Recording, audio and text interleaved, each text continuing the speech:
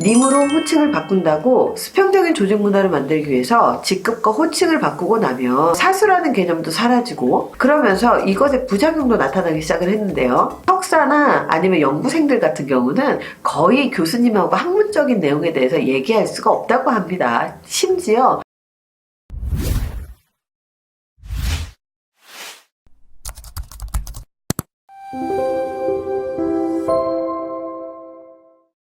거의 교수님하고 학문적인 내용에 대해서 얘기할 수가 없다고 합니다. 심지어 맨 막내인 석사를 들어가기 위한 그 준비생들 같은 경우는 선배님들이 다닐 때 선배님들이 연구를 해야 되기 때문에 본인들이 연구를 할 게 없지 않습니까? 그래서 그 문화를 배우고 그 어깨너머를 배우기 위해서 따라다니면서 선배님들이 옷을 빨아들인다거나 신발을 빨아들인다거나 이런 식으로 잡일을 한다라고 얘기를 해요. 즉 동등한 지식과 역량을 갖고 있고 동등한 문제 해결을 할 수 있는 사람들이 모여있는 그런 조직에서 수평적인 조직 문화라고 한다면 거기에서도 아직 역량이 부족하고 가르쳐야 되고 그 역량을 선임이라든지 키워나가야 되는 사람이 있다면 거기에는 당연히 수직적인 조직 문화로서의 수직형이 분명히 존재한다는 거예요. 그래서 아무리 수평적인 조직 문화라고 할지라도 모두 다 동등하게 존중받는 건 아니다. 충분히 그 역량을 하고 그리고 그 역량에 대해서 자신이 증명을 할 수 있어야 한다는 거예요. 우리나라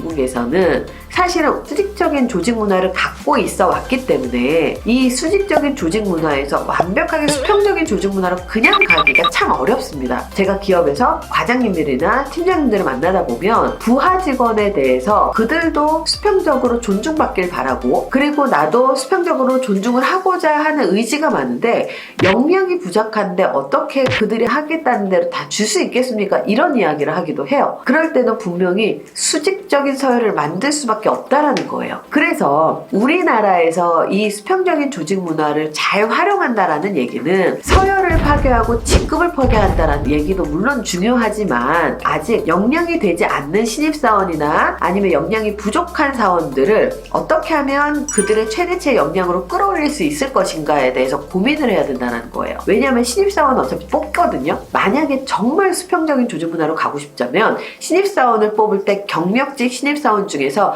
그 일에 대해서 정말 제대로 업무를 할 수 있는 능력을 갖고 있는 사람을 채용을 해서 바로 업무에 투입할 수 있으면 수평적인 조직 문화가 됩니다.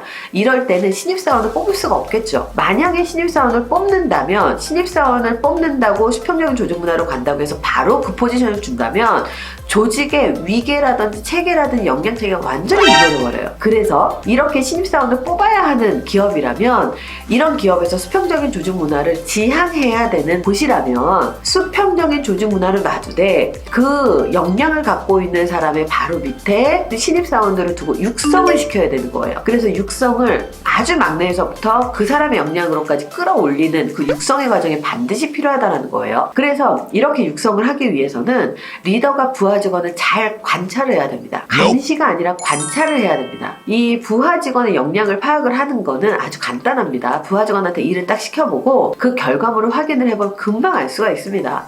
어느 정도의 역량을 갖고 있는지 어떤 열정과 태도를 갖고 있는지 그 행동과 그리고 성과물을 보면 다 알고 있거든요. 그렇게 그 행동과 성과물을 보기 위해서는 리더가 주의 깊게 관찰도 해야 되고요. 그들이 가져오는 그 성과물들도 확인할 수 있어야 되고요. 더 중요한 건 리더가 부하 직원을 키워낼 수 있는 스승으로서의 육성할 수 있는 능력을 갖춰야 된다는 거예요. 일을 미루거나 부하 직원이 빼일된다는 거는 자기가 역량도 부족하지만 열정도 떨어진다는 걸 의미하거든요. 그래서 직원을 관리할 수 있는 능력이 없다면 반드시 회사 내에 외부 전문가를 영입하셔야 돼요. 그래서 경영 능력이 부족하다면 전문 경영인을 영입해야 되고 마케팅 능력이 부족한 마케팅 전문가를 영입을 해서 회사에서 수평적인 조직 문화로 같이 의사결정할 수 있는 조직의 문화로 만들어야 된다는 거예요. 수평적인 조직 문화가 성과에 도움이 된다면 완벽하게 전문성을 중심으로 사람을 채용해야 된다는 거고요. 수직적인 조직 문화가 도움이 된다면